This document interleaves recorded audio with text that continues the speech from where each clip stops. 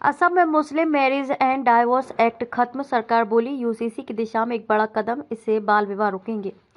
असम सरकार ने राज्य में मुस्लिम मैरिज एंड डाइवोर्स एक्ट 1935 को खत्म कर दिया।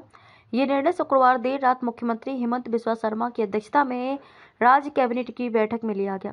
अब राज्य में सभी शादियां स्पेशल मैरिज एक्ट के तहत की जाएंगी। राज्य मंत्री जयंत मल्ल बारुआ ने इसे यूनिफॉर्म सिविल कोड की दिशा में एक बड़ा स्टेप बताया।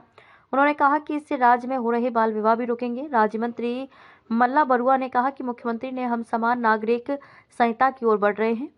इसी को लेकर एक महत्वपूर्ण फैसला लिया गया है। हम असम में कोई भी मुस्लिम विवाह या तलाक रजिस्टर नहीं किया जाएगा। उन्होंने आगे कहा कि हमारे पास एक स्पेशल मैरिज एक्ट है, इसलिए हम चाहते हैं कि सभी मामले उस एक्ट के माध्यम से सुलझाए जाएं।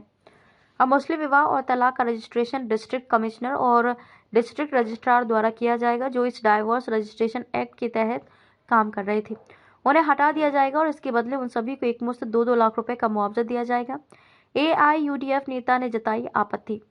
All India United democratic front AIUDF के चीफ मौलाना बदरुद्दीन अजमल ने सरकार के इस फैसले पर आपत्ति जताई है।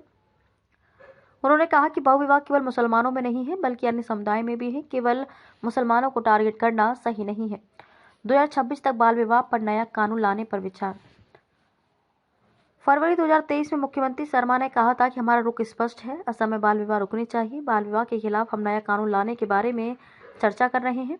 2026 तक हम बाल विवाह के खिलाफ नए कानून लाने पर विचार कर रहे हैं, जहां जेल की सजा 2 साल से बढ़ाकर 10 साल की जाएगी। उत्तराखंड विधानसभा में बुधवार को यूनिफॉर्म सिविल कोड यानी यूसीसी बिल ध्वनि मत से पास हो गया। इसी के साथ यूसीसी बिल पास करने वाला उत्तराखंड आजाद भारत का पहला राज्य बन गया है। सीएम पुष्कर सिंह धामी ने 6 फरवरी को विधानसभा में ये बिल पेश किया था। बिल पास होने के बाद अब इसे राज्यपाल के पास भेजा जाएगा। राज्यपाल की मोहर लगते ही ये बिल कानून बन जाएगा और सभी को समान अधिकार मिलेंगे।